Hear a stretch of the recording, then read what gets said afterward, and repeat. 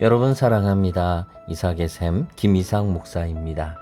오늘 함께 나눌 말씀은 예레미야 51장 20절부터의 말씀입니다. 너는 나의 철퇴요 나의 무기다.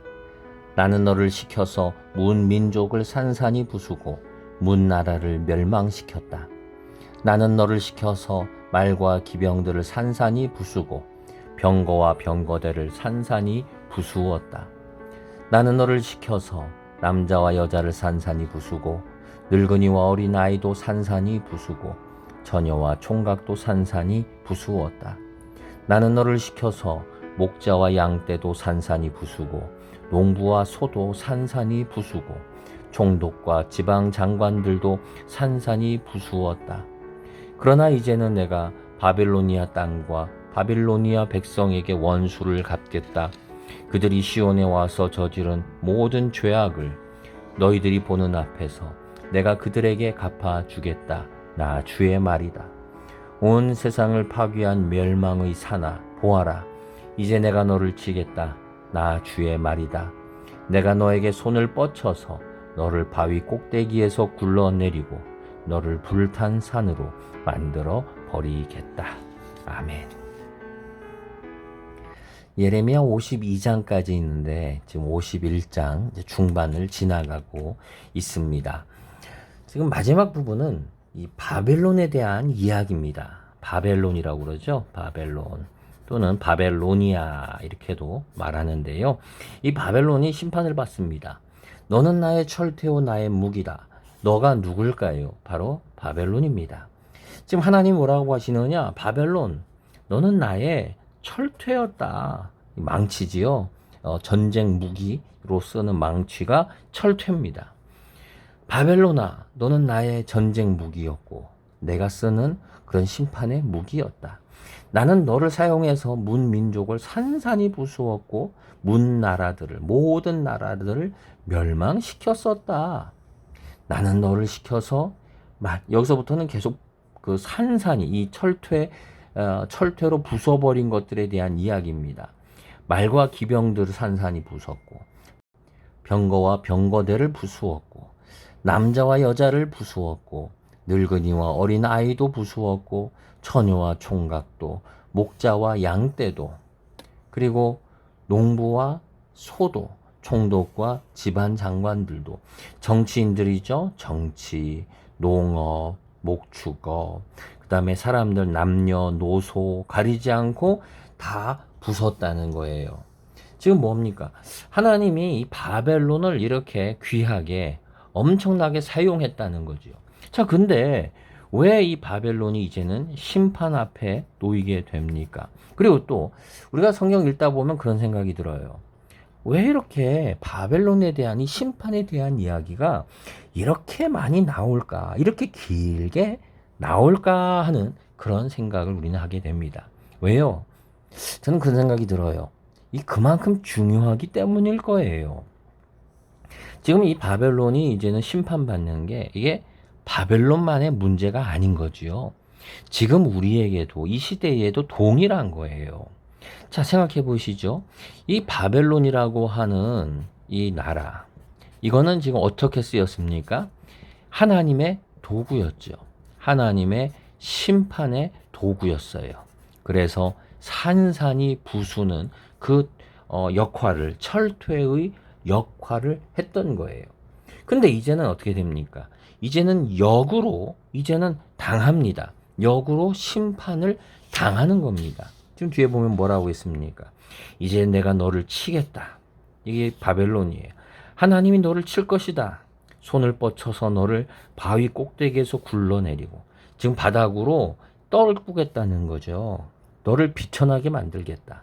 그리고 너를 불탄 산으로 만들어 버리겠다. 아주 푸른 나무, 큰 나무가 있고 울창하고 번성했는데 그 번성한 거를 다 재로 만들어 버리겠다라고 하는 그러한 심판에 대한 메시지예요. 자, 하나님의 도구였는데 왜 이제 이렇게 심판의 도구가 되는 겁니까? 왜 심판을 본인이 받게 되는 겁니까? 여러분 이런 거 한번 생각을 해보시죠. 우리가 이 죄를 저지른 사람, 이제 우리 형법에서요. 그런 사람이 있으면 어떻게 하겠습니까? 경찰이 체포해가지고 또 그 법원에 서게 되고, 그리고 판사는 그 사람을 두고 심리를 해가지고 판결을 내리겠지요. 아, 이 사람 잘못했다. 죄가 많다. 그럼 그거에 맞춰서 판결을 재판관이 할 거예요. 그죠? 이 재판관이, 심판관이 얼마나 중요한 사람이겠습니까? 그런데 생각해 보세요.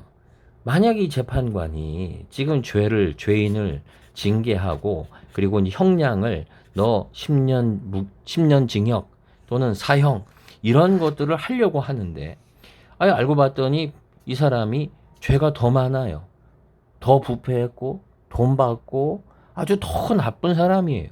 근데 이 사람이 다른 죄인을 너 죄인, 너 10년 징역 한다면은 이 죄인이 이 재판관, 더러운 재판관을 보며 무슨 생각을 하겠습니까? 네가 나를 하는 그런 생각을 하지 않겠어요? 원래는 재판관은 의의 도구여야 돼요. 의를 세우는 사람이어야 돼요. 근데 이렇게 되면 뭡니까? 불의한 자가 불의한 자를 재판하는 말이 안 되는 일이 벌어지는 거죠. 결국 이 재판관도 제거해야 되는 거죠. 치워버려야 되는 거죠. 하나님이 이 바벨론을 쓰실 때는 하나님의 도구로서 시작을 했어요.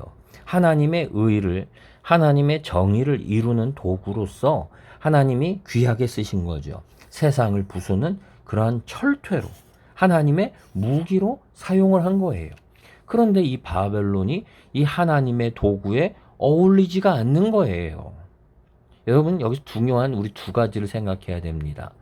여러분, 하나님의 도구는요, 자랑할 것이 있을까요? 자랑할 것이 없어요. 왜요? 도구는 그냥 손에 붙들려 있는 도구일 뿐이에요. 여러분, 만약에 집을 짓는데 망치가 으쓱으쓱하며 내가 다 지었어 라고 한다면 얼마나 부끄럽습니까?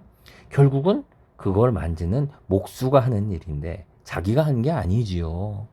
도구는 도구일 뿐이에요. 자랑할 것이 하나 없는 거예요. 바벨론은 자기가 자랑할 게 없는 거예요. 누가 한 거예요? 다 하나님이 하셨다라고 하는 이 본질을 잊으면 안 되는 거예요. 근데 바벨론은 그러지 않았어요. 교만했지요. 오만했지요. 심지어는 그 왕도 오만해가지고 느부갓네살은 내가 다 지은 거 이렇게 했다가 내가 만든 이 역사를 이 나라를 봐라 그랬다가 7년 동안 미친 광인이 돼서 돌아다니게 되잖아요. 우리가 두 번째 여기서 깨닫게 되는 게 무엇입니까? 하나님의 의로운 도구로 쓰임 받았다면 그 사람은 의로워야 되는 거예요. 하나님을 닮아가야 되는 거예요. 근데 이 바벨론이 심판받는 이유는 무엇입니까? 하나님을 닮아가지 않았죠. 하나님의 의로운 도구가 하나님이 의로운 하나님이 쓰셨다면 이 바벨론은 하나님의 의로운 도구가 되어야 되는 거예요. 그런데 그러지 못하고 오히려 불의한 도구, 악한 도구, 우상 숭배하고 무지한 도구로서 바뀌지 않은 거지요. 바로 이러한 결과 때문에 바로 바벨론이 심판 앞에 놓이게 되는 것이고 성경은 계속해서 이 심판에 대한 이야기를 하고 있는 것입니다. 오늘 우리가 이 말씀을 보며 이 두 가지를 꼭 기억하십시다. 우리는 자랑할 게 하나 없습니다. 여러분, 내가 잘 되었을 때도 자랑할 게 없는 거고요. 여러분, 내가 힘들고 어려운 상황이라 할지라도 그건 역시 내가 자랑하고 내가 말할 거리가 아니라는 거예요. 왜요?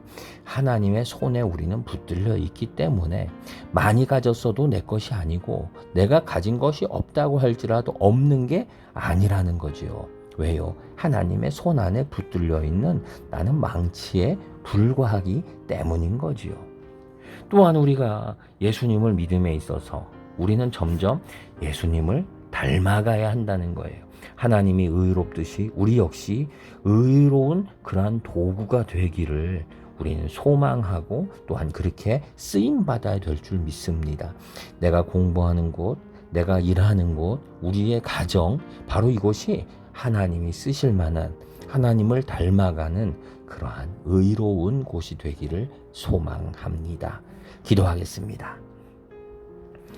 좋으신 하나님, 하나님의 도구로 쓰임받던 바벨론, 그러나 그 바벨론은 자기 스스로 자랑하고 교만하고 하나님의 도구 망치였음에도 불구하고 닮아가지를 않았습니다. 불의했고 우상 숭배했고 무지하고 어리석었습니다. 주님, 이 땅 가운데서 하나님 우리의 모습이 주님을 닮아가기 원합니다. 우리 하나님처럼 의로우며 정의로우며 정직하며 거룩한 자의 삶을 우리가 살아가게 하옵소서. 예수님의 이름으로 기도드립니다.